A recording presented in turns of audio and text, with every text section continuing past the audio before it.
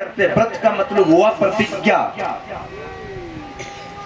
अब कैसी प्रतिज्ञा? भूखे रहने की प्रतिज्ञा नहीं होती व्रत से। अभी पीछे हरितालिका थी, उससे पहले जन्माष्टमी थी, अब परसों बड़ा सुंदर उत्सव है, राधाष्टमी है, राधा जी का प्राकट्य है, जिस दिन हमारा यहाँ पे, तो उस दिन भी कई लोग व्रत करते। भूखे रहने से व्रत नहीं होता, व्रत का होता है अर्थ प्रतिज्ञा।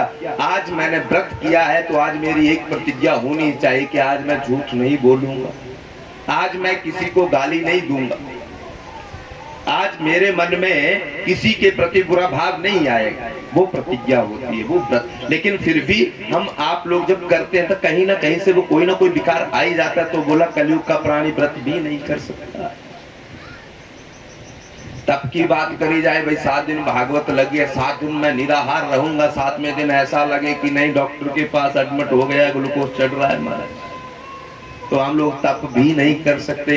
फिर कलयुग के प्राणी का कल्याण कैसे होगा? कैसे होगा भाई?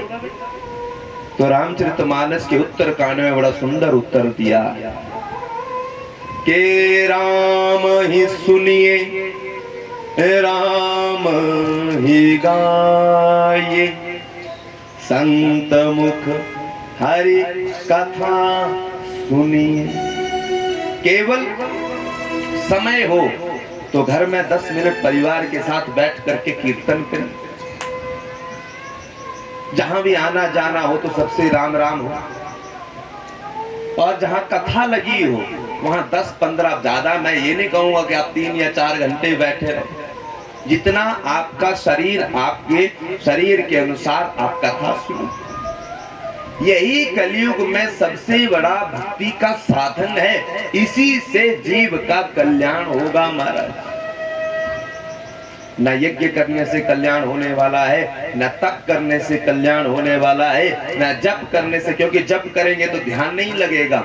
आंखें बंद करके तो व्यक्ति बैठा रहता है, लेकिन महाराज ध्यान नहीं रहता। फिर तो केवल एक ही साधन है, बड़ा सरल है, बड़ा सीधा है कि महाराज परिवार के साथ बैठ करके कीर्तन करें।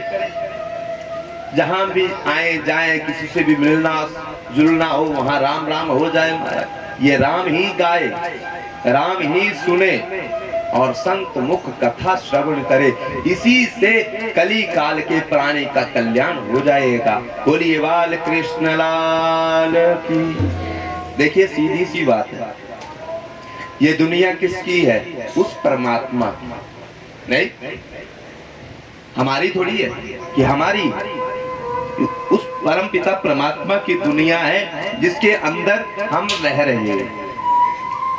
अब वैसे हम यहाँ आए हैं अस्तोथा में कथा करने के लिए, तो अनिल जी के घर, छोटू जी के घर में रह रहे हैं।